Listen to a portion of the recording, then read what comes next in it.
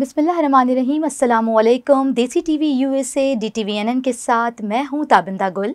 आइए नज़र डालते हैं अब तक की अहम खबरों पर। पाकिस्तानी क्रिकेट टीम के हवाले से तहलका खेज इंकशाफात। बाबर क्यों नाकाम, रिजवान में खामी क्या है?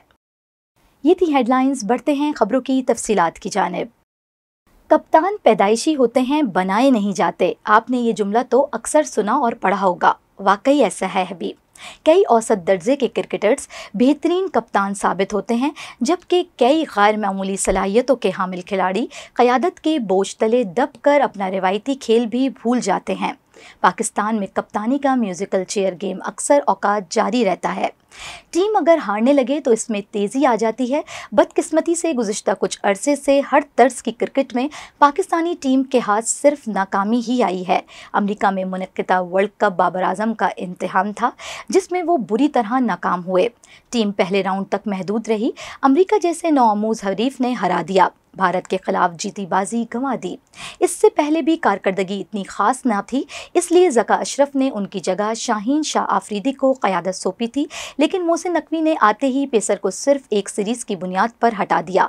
वो बाबर को बतौर कप्तान वापस ले आए, जिसका नतीजा सब ने देख लिया। इसके बाद तब्दीली की बाज़गश होने लगी, लेकिन वाइट बॉल मैचेस करीब न होने की वजह से फौरी फैसले से गुरेज किया गया। ये बात बखूबी साबित हो चुकी कि बाबर आजम जितने अच्छे बैटर हैं, इतने अच्छे कप्तान नहीं। बैटिंग में ज़बरदस्त कारकर्दगी की वजह से उन्हें क़यादत मिली, लेकिन वो तमाम तर कोशिश के बावजूद खुद को बेहतरीन कप्तान साबित नहीं कर सके। कई ICC इवेंट्स में जिम्मेदारी संभालने के बावजूद उन्होंने टीम के शोकेस में एक ट्रॉफी का इजाफा भी ना कराया। सितम ज़रीफ़ी ये है कि अब फिर PCB उनसे उम्मीद लगाए बैठा है और शायद चैंपियंस ट्रॉफी तक क़यादत सौंप भी दे। वजह कोच गैरी क्रिस्टन का इसरार है। इसी तरह अगर हम टेस्ट क्रिकेट की बात करें तो शान मसूद को गुज़िश्ता साल कप्तान बनाया गया। ऑस्ट्रेलिया में टीम तीनों टेस्ट हार गई, जो कि मुतवक्के था, लेकिन बांग्लादेश के खिलाफ वाइट वॉश की किसी को भी 1% भी उम्मीद ना थी। इब्तिदाई 5 टेस्ट हार कर वो पाकिस्तानी तारीख के नाकाम तरीन कप्तान बन चुके। आगे मजीद सख्त इम्तिहान मुंतज़िर है, जिससे रिकॉर्ड और बिगड़ सकता है। अगर हम शान की क़यादत को भूल जाएं, तब भी बतौर बैटर तो टीम में जगह पर सवाल उठने लगे हैं। कप्तान को लीडिंग फ्रॉम द फ्रंट की वाज़ेह मिसाल होना चाहिए। वो इतना अच्छा परफॉर्म करें कि लोग ये कहें कि कप्तान अकेला क्या करे जब दीगर प्लेयर्स कुछ नहीं कर रहे, जैसे कि माजी में बाबर आजम के साथ होता रहा, जिसकी वजह से उनकी कप्तानी भी बच जाती। जब बैटिंग मुतासिर हुई तो कायदाना सलाहियतों की कमी भी नुमायां हो गई। शान मसूद एक पढ़े लिखे और सुलझे हुए इंसान हैं, क्रिकेट की समझबूझ भी रखते हैं, लेकिन बदकिस्मती से पाकिस्तान टीम में ग्रुपिंग बहुत है, जिसकी वजह से उन्हें प्लेयर से काम लेने में भी मुश्किलात का सामना है। वो खुद परफॉर्म नहीं कर पा रहे तो बाबर आजम या किसी और खिलाड़ी को किस मुंह से कहेंगे कि रन्स क्यों नहीं बना रहे। शायद वो कप्तान ना होते तो टीम में जगह भी बरकरार ना रह पाती। क्रिकेट स्किल्स का खेल है। अगर आपको अंग्रेज़ी नहीं आती तो ज़्यादा फ़र्क नहीं पड़ता। बाबर आजम इसकी मिसाल हैं।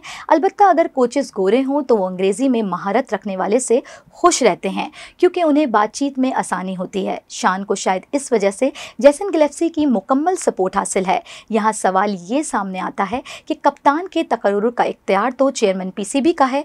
कोचेस कहाँ से इतने ताकतवर हो गए कि अपने फैसले मनवाएंगे। इंग्लैंड के खिलाफ सीरीज़ मुश्किल तरीन साबित होने वाली है। बांग्लादेश के खिलाफ हम दोनों टेस्ट हार गए। इंग्लैंड ने 2 साल पहले हमें इस वक्त तीनों होम टेस्ट में शिकस्त दी थी, जब टीम बज़ाहिर मजबूत लगती थी। अब क्या हो सकता है, इसका तस्वुर ही खौफनाक होगा। लोग कहते हैं कि तीनों तर्ज का एक ही कप्तान होना चाहिए, लेकिन हमें ऐसे खिलाड़ी कम नज़र आते हैं जो रेड और वाइट बॉल में यकसा अच्छा परफॉर्म करें। अलबत्ता मोहम्मद रिजवान की कारकर्दगी उन्हें बेहतरीन उम्मीदवार साबित करती है। PSL में मुल्तान सुल्तान्स को वो टाइटल भी जितवा चुके हैं, मगर बात जहां पाकिस्तानी क़यादत की आती है तो उन पर कोई गौर ही नहीं करता। रिजवान में ऐसी क्या खामी है? इस सवाल का जवाब किसी के पास नहीं। बड़े लोग कानों के कच्चे होते हैं। किसी ने रिजवान के बारे में भी PCB में ऐसी बातें फैला रखी हैं कि वो मखसूस खिलाड़ियों को प्रोमोट और टीम में ग्रुपिंग करते हैं। मैं ये दावा तो नहीं करता कि रिजवान के बहुत करीब हूँ, लेकिन मेरी जितनी मुलाकातें हुई या फ़ोन पर बात हुई है, मैंने उन्हें सादा इंसान पाया। इन पर ग्रुपिंग के इल्ज़ाम का यकीन नहीं किया जा सकता, वो अपने काम से काम रखने वाले 100% कमिटेड क्रिकेटर हैं जो तमाम तर मनफी सरगर्मियों से भी दूर रहते हैं। कुछ लोग एजेंट की वजह से रिजवान के मुखालिफ हैं। फिर तो बाबर आजम और शाहीन आफरीदी को भी कप्तान नहीं बनाना चाहिए था, क्योंकि तीनों के एक ही एजेंट हैं। शाहीन को वाइट बॉल में मौजूद बोर्ड हुक्काम कप्तान नहीं बनाना चाहते, वरना वो बेहतरीन इंतखाब साबित होते। बाबर नाकाम साबित हो चुके, टेस्ट में भी शान कुछ ना कर सके। ऐसे में अगर मोहम्मद रिजवान को आजमा कर देख लिया जाए तो इसमें हर्जी क्या है? क्या पता वो टीम को यकजा कर दें और फिर से मजबूत नताइज सामने आने लगे। अगर बाबर को बरकरार रखा तो चैंपियंस ट्रॉफी के बाद आप नया कप्तान ढूंढ रहे होंगे। शान को और ताने सुनना पड़ेंगे। अभी शायद कोचेस की बात मान ली जाए, अलबत्ता आज नहीं, कल आपको तीनों तर्ज का एक ही कप्तान बनाना होगा और शायद वो मोहम्मद रिजवान ही होंगे। ये थी अब तक की अहम खबरें। मिलते हैं अगले बुलेटिन में कुछ मजीद खबरों के साथ। देखते रहिए देसी टीवी यूएसए, DTV NN और हमारा OTT प्लेटफॉर्म DTV Flix, जहां आप 3000 से ज़ायद चैनल्स देख सकते हैं। So stay tune and stay with us.